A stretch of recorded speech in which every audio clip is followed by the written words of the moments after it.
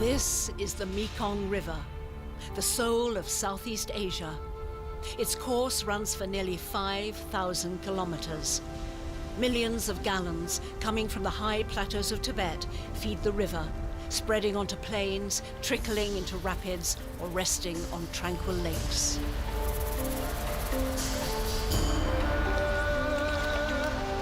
This mother of all rivers is a vast kingdom for fish.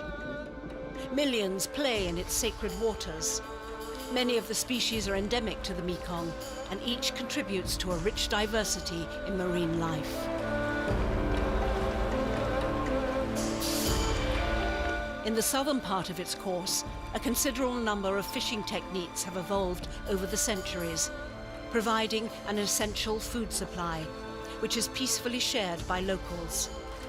In areas that border two countries like Burma and Laos, or Laos and Thailand, fishermen have always managed this resource by rotation, where one day it's your turn and the next day it's my turn.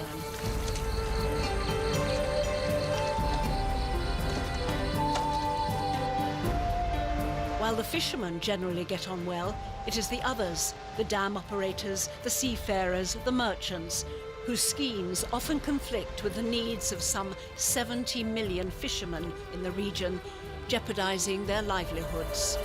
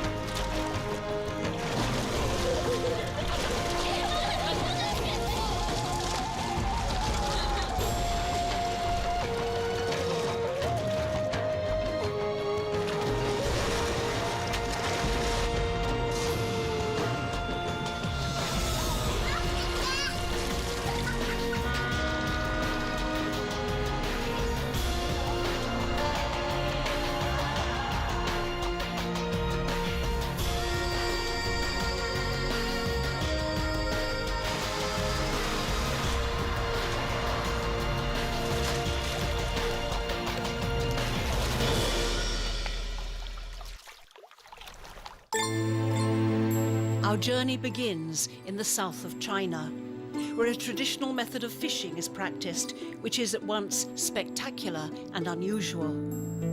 Here in a town called Guilin, on the banks of the Li River, we will meet the Huang family, who has practiced fishing for generations.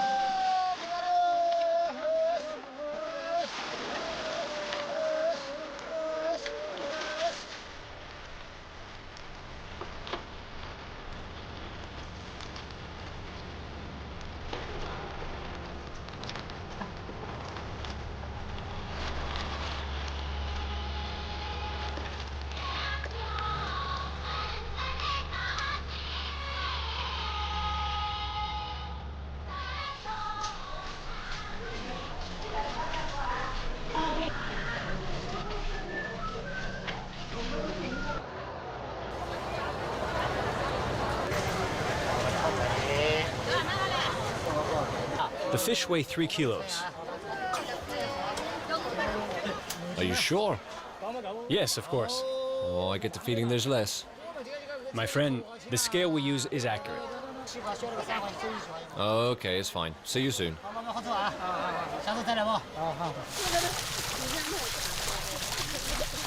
After his trip to the market, Huang Luiqi returns to look after his cormorants that have taken him years to tame. His children may play without a care in the world, but Huang Luiqi is worried.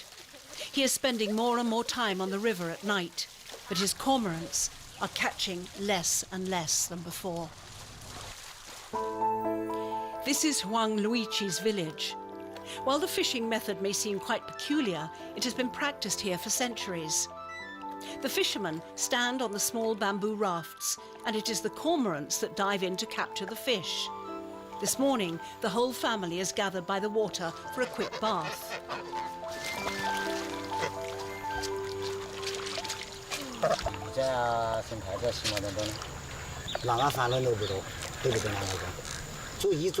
You can't even steady the raft, and you think you could catch fish and shrimp. Do you really think someone would steal our raft? That would be hard. I want to leave this place. You don't know what you're talking about. You really don't. I should smack you one. You don't understand a thing. You do as you please. There are less and less fish. What will we do with the cormorants? I'm certainly not interested in breeding them. You're not? What will you do then? Do you have any idea how you plan on getting by? Why don't we sell them? Sell them? How will we survive if we sell them? Huang Luiqi does not know where to turn. The trade he's learned from his father no longer feeds his family, and his children are not interested in carrying on the tradition. He is caught between two worlds. All you ever do is eat. Come on, go on. The situation is all the more heart-wrenching for Huang Luiqi because he loves his cormorants. He trained them himself. He decides to call a family meeting, which includes his wife, his father, and most importantly, his brother. Selling the cormorants would be like selling the lands of our ancestors. You shouldn't say that. Remember how much fish we used to catch? I once caught over 150 kilos in a single night. No one knows what to make of what is happening now. There are so many different ways of fishing, such as using dynamite or electric shocks. How do you expect the cormorants to catch anything under such conditions? Do we even know if there are any fish left in the river? We never used to squeeze the necks of the cormorants as much. Little by little, we've been squeezing them tighter. I'm afraid that one day we're going to break their necks. I would rather sell them than kill them. What's the point in selling them if we don't have other work? Without work, what kind of life can we expect? We must find another way to make money. It's up to us to find something. We need several hundred yuans a month just to feed them. How are we ever going to make that kind of money? You criticize me.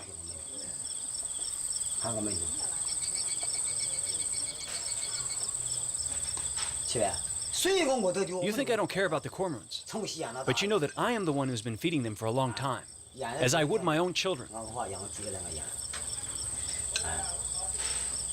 Do you really think I want to sell them? It's just that right now, there are no other solutions.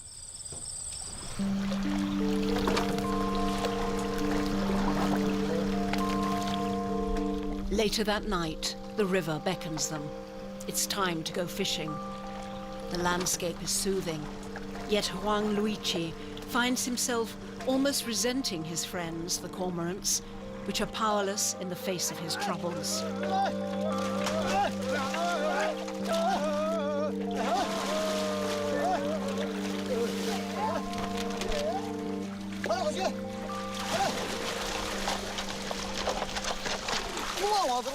Hurry up!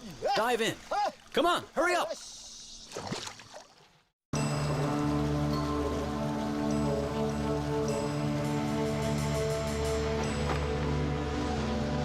More than 5,000 meters above the level of the Li River in the sacred mountains of High Tibet, the Mekong starts its long course southward towards the China Sea.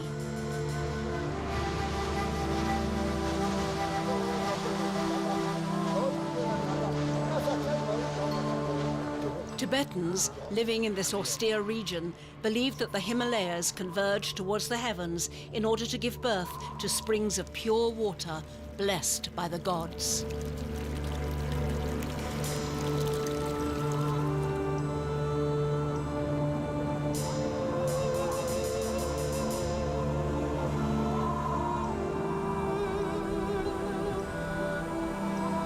Once they've merged into a single current, these waters serve as the backbone for the 6 countries that border the river: China, Burma, Thailand, Laos, Cambodia, and Vietnam are all connected by the Mekong.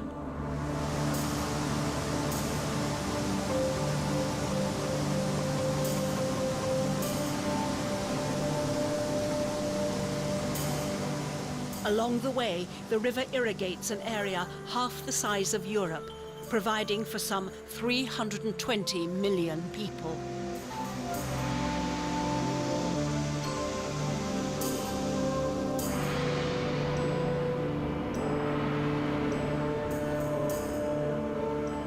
As it flows through the different countries along its course, the river's identity also changes. In China, young Mekong is called Langkang. It develops into Mekong as it flows through Burma, Laos, Cambodia, and Thailand. Finally, in Vietnam, it is known as Julong, the River of 9 Dragons, after the 9 branches of the delta. Along its course, this captain of waters carries with it 1,000,000 secrets.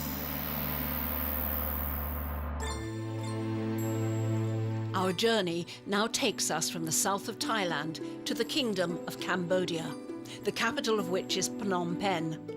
Home to 15 million people, the country is one of the poorest of the region. Nearly a quarter of the population is provided for by the Tonle Sap, the Great Lake.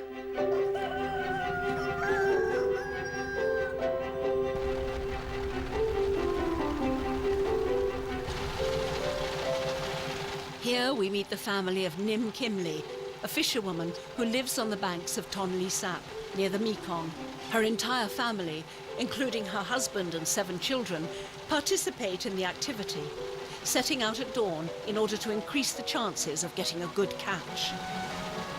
They live on a houseboat and relocate to different parts of the lake according to fluctuations in its level. All right, here we are. This is a good place. Okay, Babu, cast the nets. For the Nims, fishing is a family affair. They have been working this way for a long time, and now that the children are getting older, things are a lot easier. Okay, pull in the nets. Let's go, harder. That's not enough.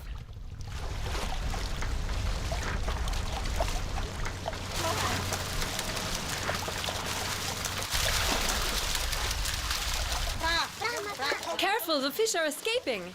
Hey, look, a catfish. It's pretty big. But I thought there were 2.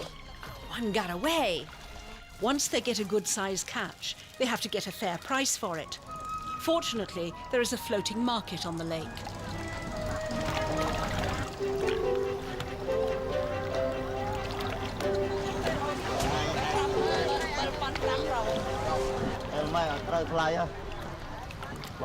I'm offering a reasonable price. I'll give you 600 rials per kilo. 600 reals? You must be joking. Anyway, if you don't take it now, you'll end up buying it later.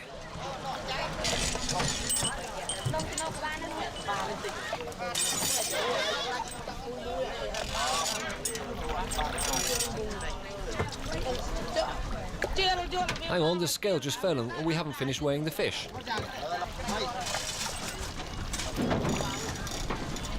The basket is broken. It's not heavy enough yet. Add more fish. Good, now we have 55 kilos. It's been a good haul. They've earned sufficient money to cover their basic needs for the weeks to come. Now they can quietly enjoy the rest of the day.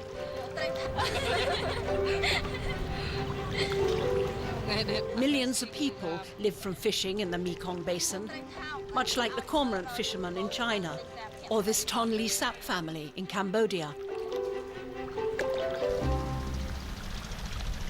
This way of life has been around for a very long time. There are wall paintings in the Angkor temples close to the lake that suggest that even while the tools, boats and nets have evolved over the years, fishing has been practiced in this region for at least 1,000 years.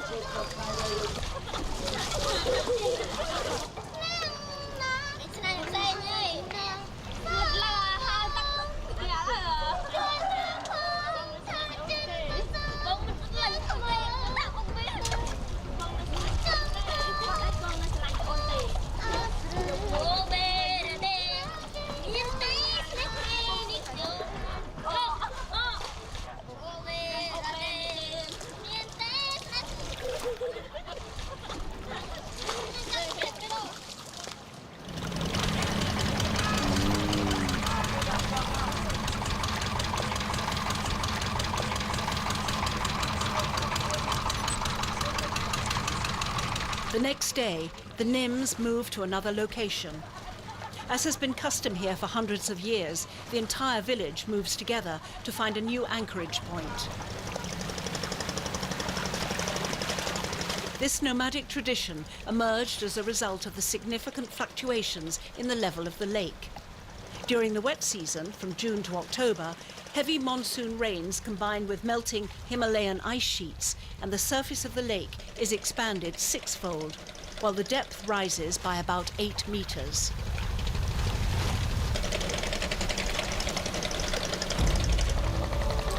At the end of the wet season, the river resumes its normal course, and the fish are swept downstream. As the water levels drop, rich and nourishing sediment deposits transform the Mekong Basin into a land that is ripe for agriculture.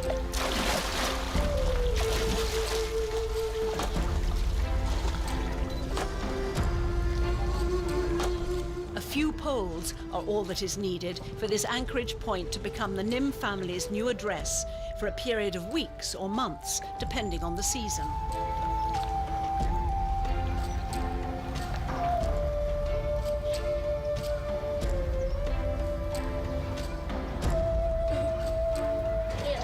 Why are you making yourself beautiful? We're just going fishing. There's no point on putting cream. The water is just going to wash it off.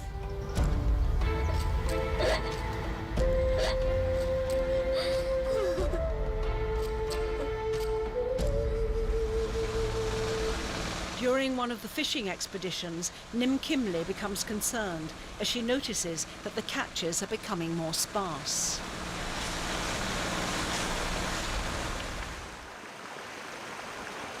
Tonle Sap is an affluent of water from the Mekong. It covers a vast territory of some 2,700 square kilometers during the dry season. Because it is so vast, the river looks like a lake. And even more so during the wet season. It is one of the most fertile freshwater fishing regions in the world.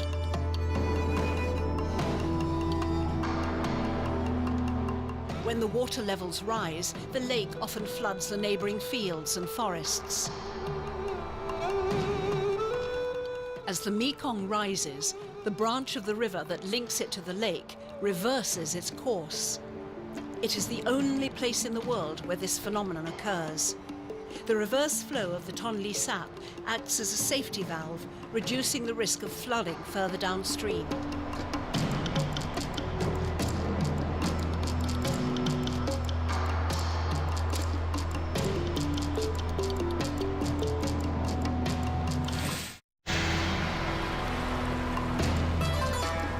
The seasonal flooding produces the ideal conditions for fish to reproduce.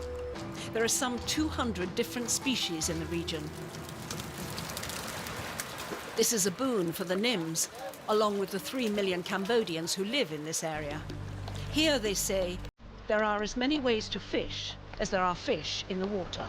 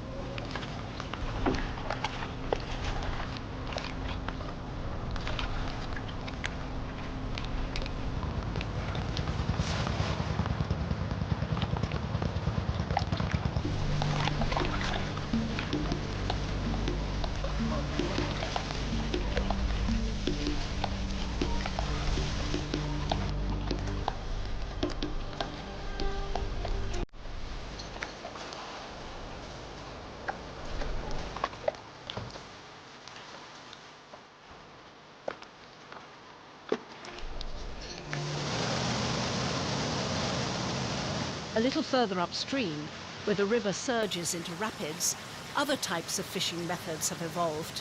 The Kon Pha Pheng Falls, on the border of Laos and Cambodia, also supplies its people with a daily provision of fresh fish.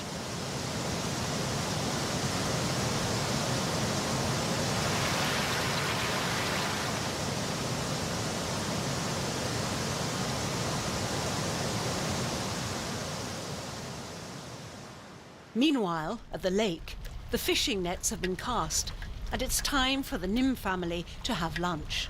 Today's special is a medley of fresh fish, Ton Lee Sap style. Okay, kids, it's already afternoon. We'll have to go back to work in a little while. The break will soon be over and you will all go back to your posts.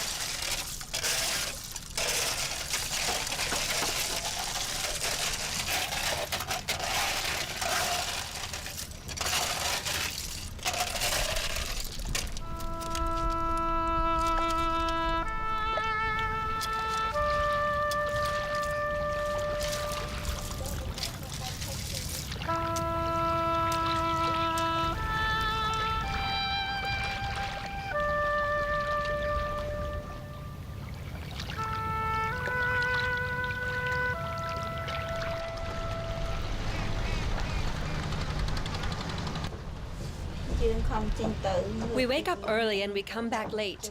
We work hard every day, but we earn so little money that we can't even afford petrol. We could try to do something other than fishing. What else can we do? We don't know how to read nor write.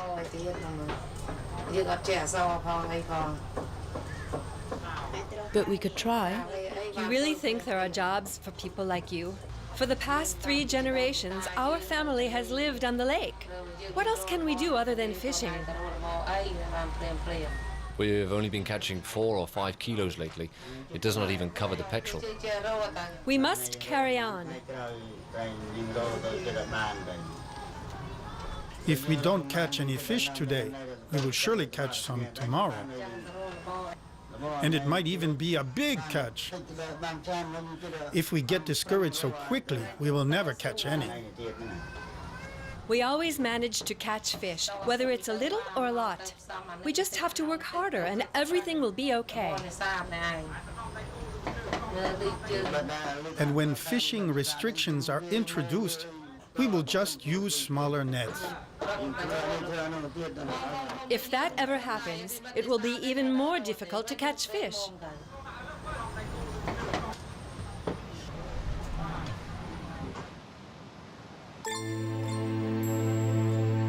We leave the Nims to travel to the Mekong Delta in the south of Vietnam. The country has a population of 85 million, and its capital is Hanoi. The Delta, in the southernmost part of the country, consists of 9 branches. Here can be found some of the most spectacular floating markets. We will join Ah Leong, who recently decided to invest in a floating fish farm.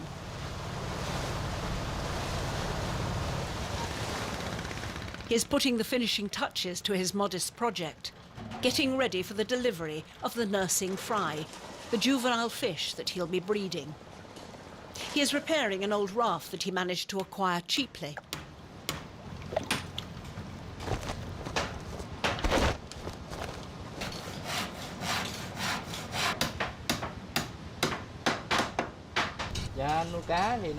The reproduction cycle for fish is short. It only takes about 4 months for the fish to be big enough for sale. The work is interesting and profitable.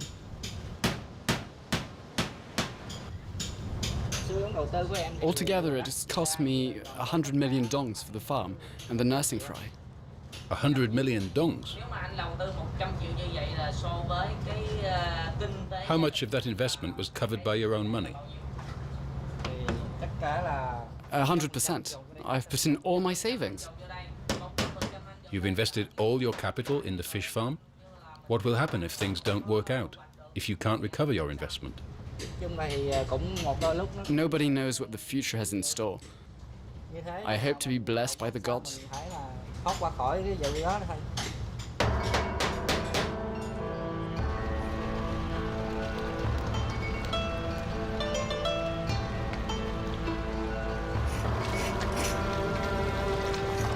The following day, the nursing fry are delivered. Under the watchful gaze of a neighbour, Ah Leong carefully places them in the floating tanks hooked to the floor of the raft.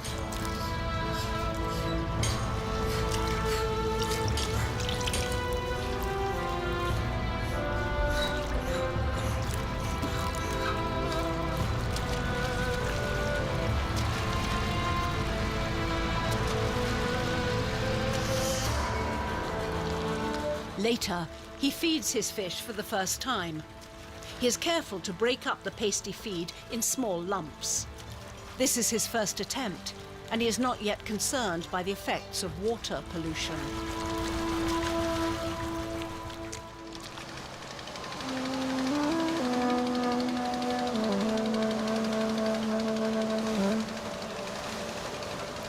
A few weeks go by, and Ah Leong is forced to admit that for whatever reason, his fish have not survived. It is a disaster, an abrupt end to his dreams. He is faced with a problem made all the more daunting by the fact that he does not understand why his fish have died.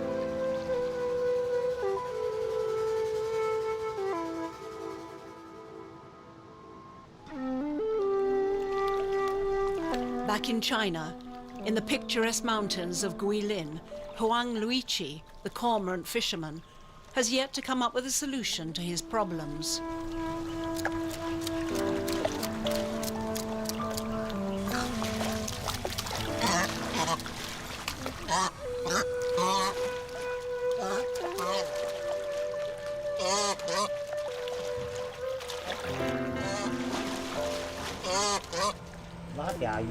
There are no fish left. But even without fish, we cannot sell the cormorants. They once brought us fish. It's up to us now to take care of them.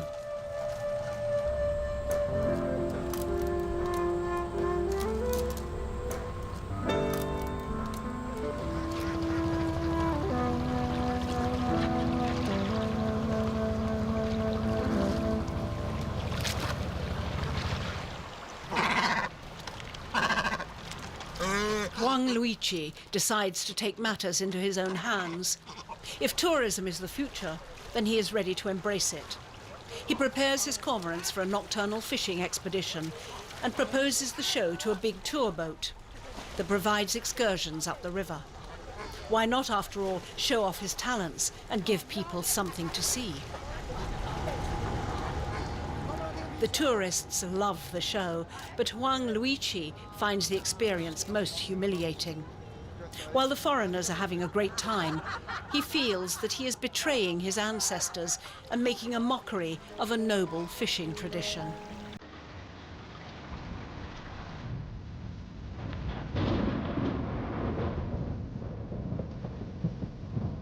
As the tropical rains descend, Huang Luichi's wife tries to restore his dignity.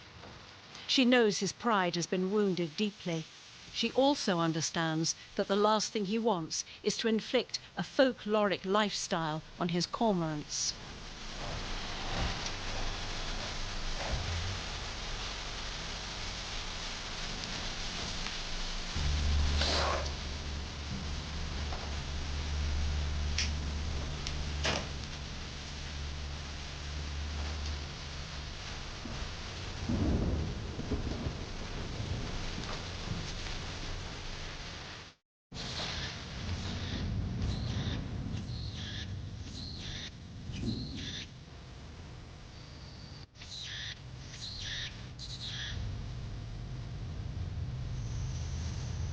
The following day, it is almost without regret that he sets off to sell his lifelong fishing companions, in order to focus on the construction of a small tour boat. He has decided that if tourism is to be the future, then he has to face it, without undermining the beauty of his honourable tradition. He is fully aware that his brother has turned against him.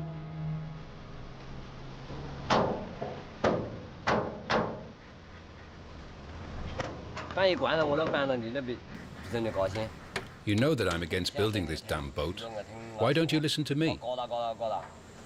How are you ever going to reimburse your debts? Don't you want to live and keep your children in school? You're not asking me to quit now. Anyway, you have to find a way to reimburse my money. You may be brothers, but from now on, it's every man for himself. Don't worry, I'll pay you back. It's fine to want to keep up traditions, but we must live with the times. If we don't change, then how will we ever survive? From now on, we can go our separate ways. I don't want to discuss this with you anymore.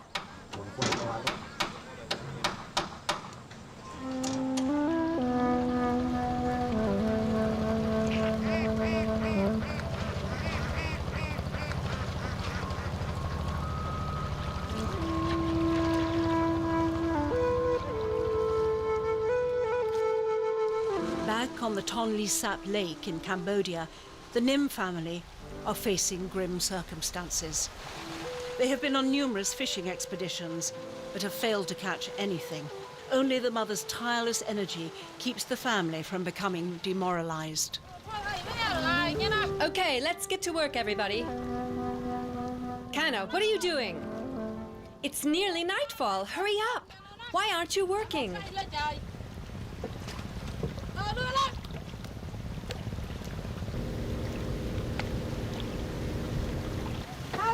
Hurry up!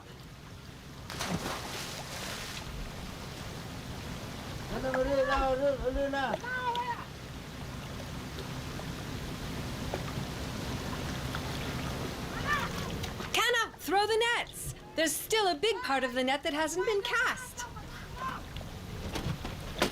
I'm getting angry. Pay attention to the mud.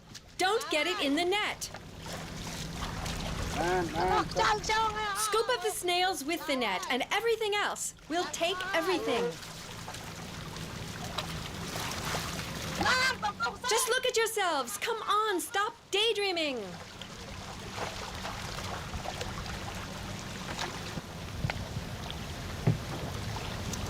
Once again, there is nothing, absolutely nothing.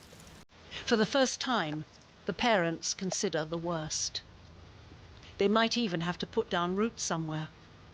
It could be the end of their life afloat on the Tonle Sap.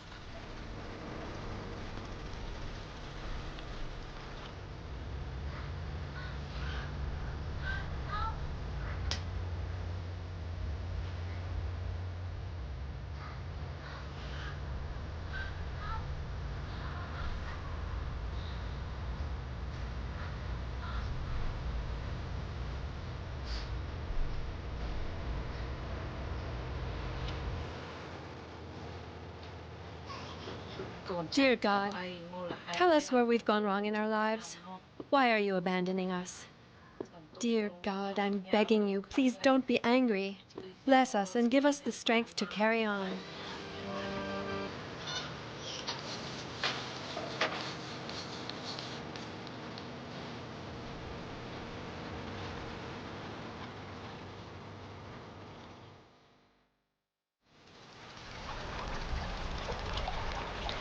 After a good night's sleep, Nim Kimley decides to go and see Tool Sofa, the village chief, a wise man. Perhaps he will have some sound advice for her.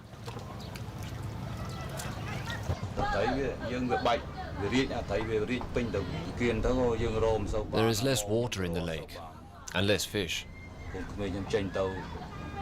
I'm not catching much either, and neither are my children. I don't know what to make of it. I've never seen this before. The volume of fish caught has been very low. The climate was better last year, but now everything has changed. There's been a lot of change here in the past 10 years. We are not catching any fish right now, so we are getting discouraged. We don't know what else to do. We may have to change our way of life. There are more and more people, and the equipment is getting more sophisticated. For people like us, it's becoming increasingly difficult to live from fishing. In my family, we would need to take on 2 or 3 other jobs, such as weaving nets, fish farming, or transporting people, just to survive.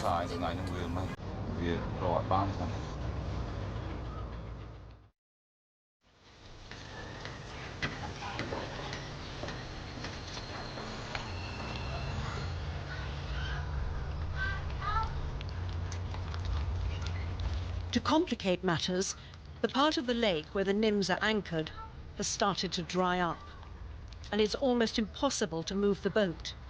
It's the rainy season, but there's no rain.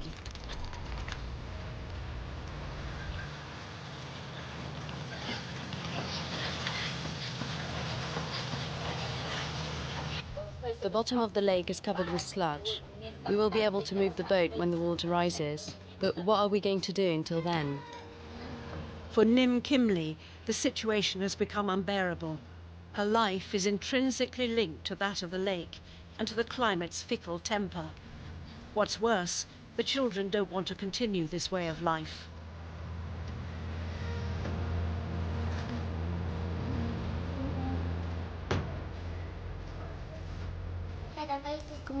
Why are you painting mountains? Because landscapes with mountains are nicer. But why don't you paint water? Landscapes with water are blurry. When you paint a landscape with water, it never turns out as beautiful as in reality. So why don't you paint a boat? I don't know how to paint a boat.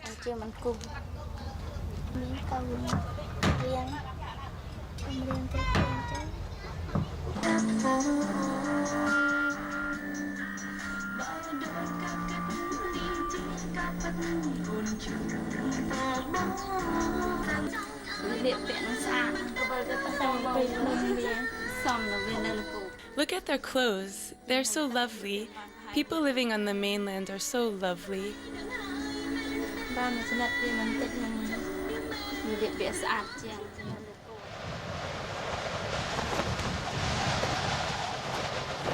And suddenly, one morning, when they least expected and had almost given up hope, the torrential rains descend.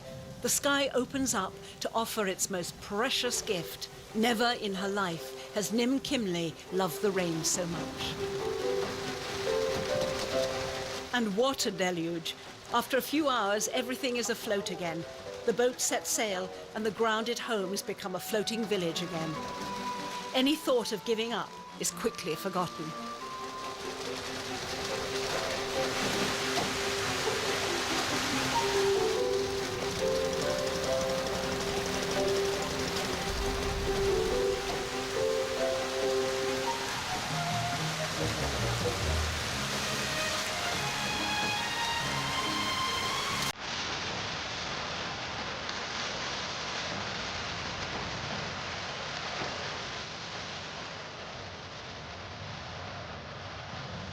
With happy abandon, the young children return to their water games.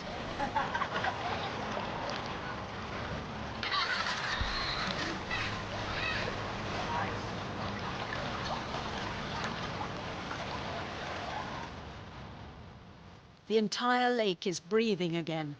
The waters have taken over and are inundating the lands, as they always have with the coming of the wet season. The world has returned to normal.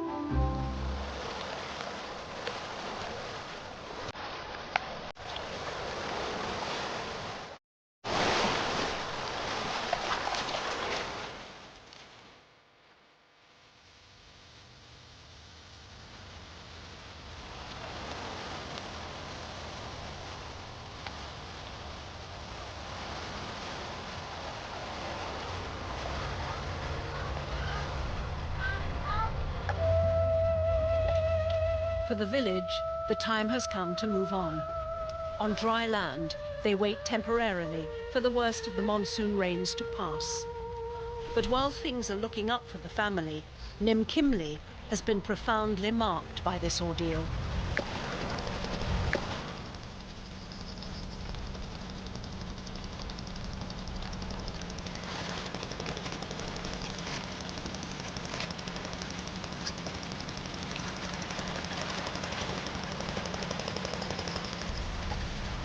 As the villagers prepare for their land-bound journey, the yearly migration serves as a reminder of their tenuous way of life in the face of nature's unpredictable forces.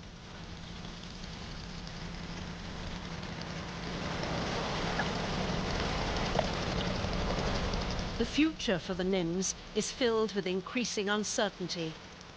Their nomadic way of life is already a difficult one.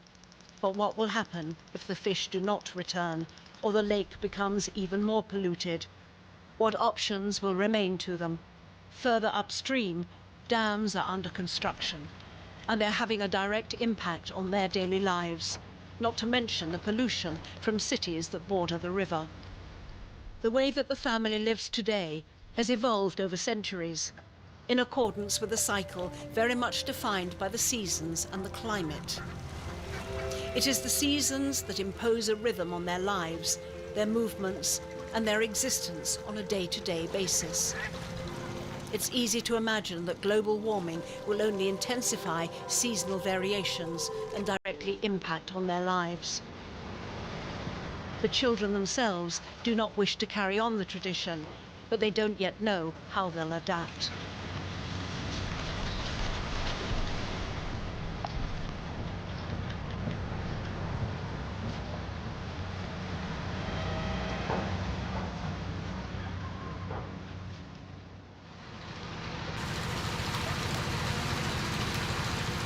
Back on his fish farm, Ah Leong is feeling better and has found a bit of money for a new shipment of nursing fry. He has decided not to give up and is about to undertake a second trial. How much did you lose last time? I lost about 20 million dongs.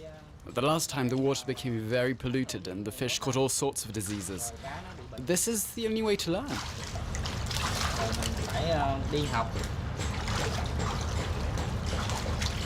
Why don't you look for another job? Now you've become aware of the risks associated with fish farming. Why continue? I really want to succeed. I must do everything necessary to fulfill my dream. I won't give up until I succeed.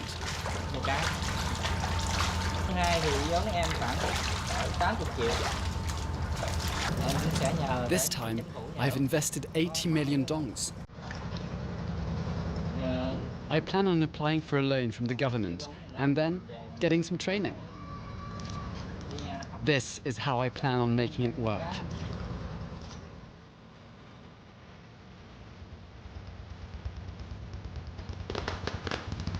This time, it is a success. Ah Leong produces an impressive quantity of fish.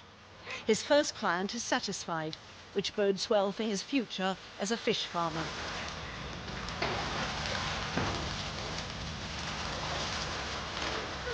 But he will need to remain vigilant regarding water pollution in the delta. The international markets are becoming increasingly demanding. Understandably, they require unpolluted produce.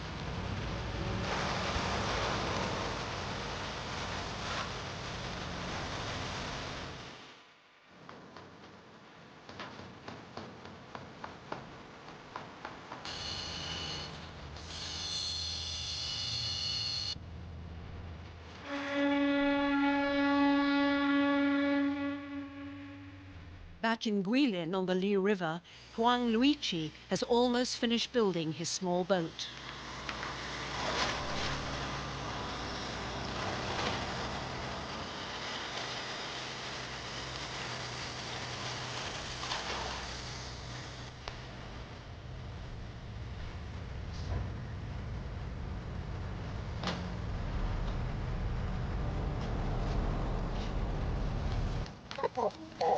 As his brother goes out fishing with the cormorants, Huang Luichi is having his vessel blessed to the flare of firecrackers.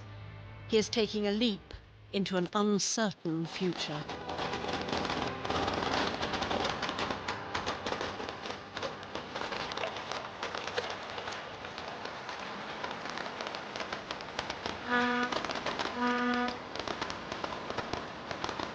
Like Huang Luichi, the inhabitants that live from fishing along the Mekong are facing the unknown. They understand that their ancient practices will soon be obsolete. They suspect that pollution, together with climate change, are just adding to the problems they already face. Still, many rise to the challenges and imagine solutions that are often unusual and creative and always compelling.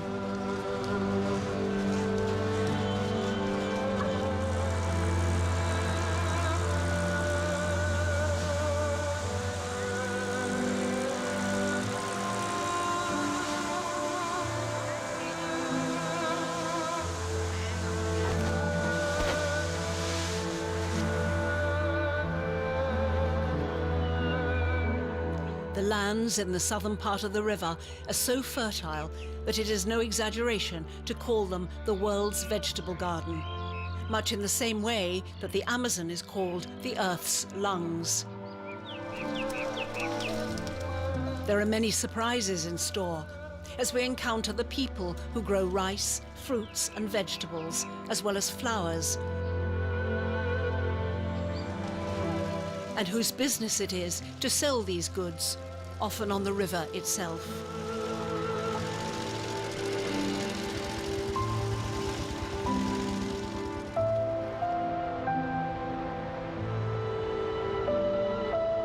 Finally, we're going to look at spiritual faith that is almost omnipresent along the banks of the Mekong, and consider the challenges that await the youngest inhabitants of this part of the world.